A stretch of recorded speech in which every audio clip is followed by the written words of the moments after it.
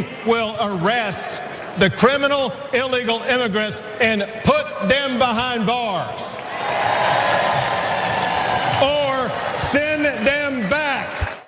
I feel like every time I do this show on a Friday, my garbage person has always been Ted Cruz, just because he was always doing something at the time that was trash. This time, it is my Texas Governor Greg Abbott. He is my garbage person of the week. And there he was at the RNC. He's not just the garbage person of the week, but he's like my personal garbage person. I'm not choosing him solely for the content of his speech, which, was enough on its own, but I'm choosing him because he was there at the RNC at all. Let me explain. Here in Texas, here in Houston, Abbott was already taking heat for his trip abroad to East Asia as Hurricane Beryl ravaged parts of his state, my part of his state. Abbott's critics say he could have postponed the trip until the storm had passed, or at least cut it short once he saw the scale of the disaster. Yes, at the very, very, very least. To be fair, he did put his Lieutenant Governor Dan Patrick in charge, but I'm still trying to figure out what exactly Patrick was doing while Abbott was away, because it wasn't enough, whatever it was. People in Houston are still without power after a Category 1 hurricane blew through nearly 2 weeks ago, and we can't even handle a Category 1 storm in July. What is going to happen later on in the hurricane season? I don't even want to think about it. But 2 days ago, another just regular storm blew through and knocked out power for Houstonians all over again. So now we're like double mad. But then after his Asian tour, Abbott still did not come home to Texas. He went instead to Wisconsin. Despite calls for Abbott to stay back from the RNC while he works to repair his state, he decided that he was needed more in Milwaukee. Again, thousands of people in his state are still without power. Here's some reporting from Houston Public Media. It says hundreds of thousands remain without electricity more than a week afterward. And there still were about 10,000 outages as of Thursday afternoon. And Abbott knows that this is a life or death situation here. He said this on Monday. He said the lack of power provided by CenterPoint continues to compromise lives here in the greater Houston, Harris County area. Great, thank you for that statement, and also way to pass the blame. 6 out of 13 storm-related deaths in Houston and Harris County were caused by heat exposure tied to a power outage, because right after the hurricane, what did we get? We got a heat wave, typical. There's a whole other thing about his wheelchair that I can't even get into right now. But if you're feeling bad for Abbott because he can't walk because he's in a wheelchair, just look up what he's done for people with disabilities since he's been in office. Spoiler alert, it was not good for people with disabilities. Adrienne, do you have any thoughts or maybe condolences for the people of Texas? No, I really actually don't have much in terms of condolences, in part because he was reelected over Beto and you could add something good.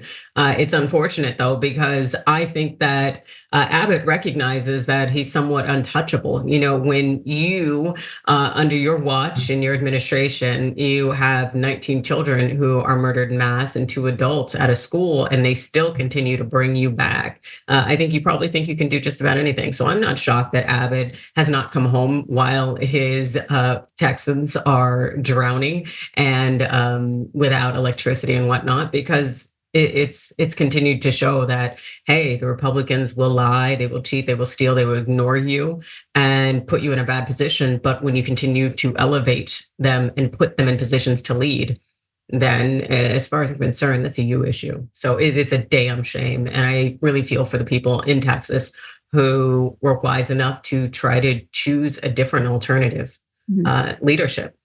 Yeah. And I think that's what people tend to forget also, is that there are a lot of people who really tried to get rid of him here in Texas. More people than I think people outside of Texas realize. There is a giant push to get rid of our red state government. Our state government is almost entirely run by Republicans, and every election, it becomes more and more entrenched, and they make it more and more difficult for us to vote them out of office. They do all kinds of crazy things, Adrienne. Like here in Houston, all the major cities in Texas are blue, apart from I think Fort Worth, but all the major cities are blue. And so what they do is they really target a lot of the cities, specifically Houston, which is Harris County. Harris County is the biggest county in Texas. It's a blue county. It's very diverse, and our city and county officials during the election, they ran into all kinds of issues because the state is interfering in our local elections this year, and they've been doing it ever since I think 2020.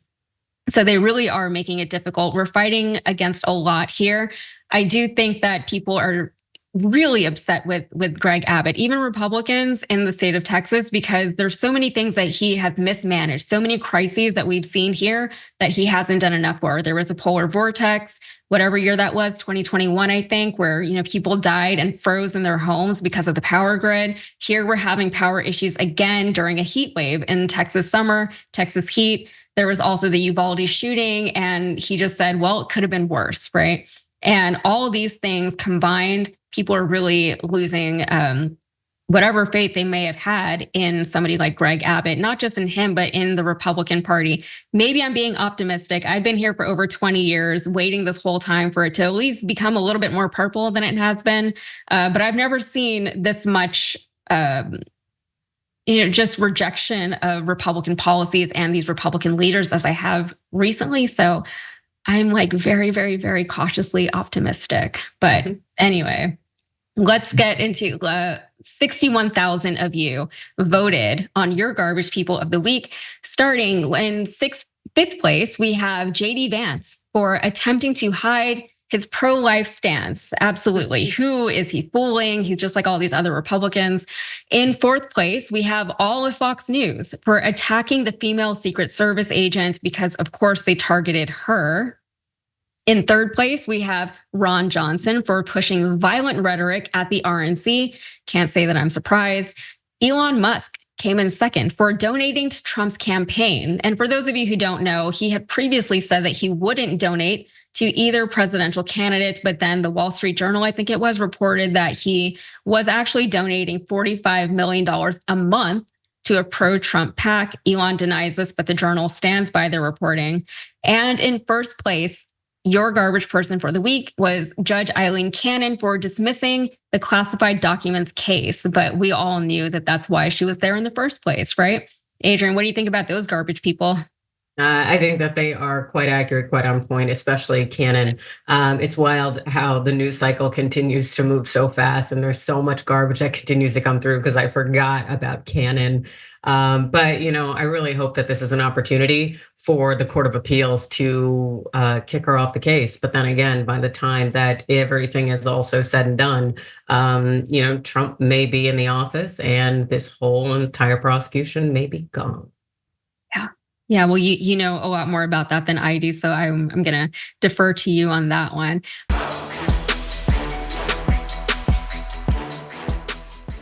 When you click the join button and become a Tier 2 member, you get access to all of our weekly top 10 lists. What are you waiting for?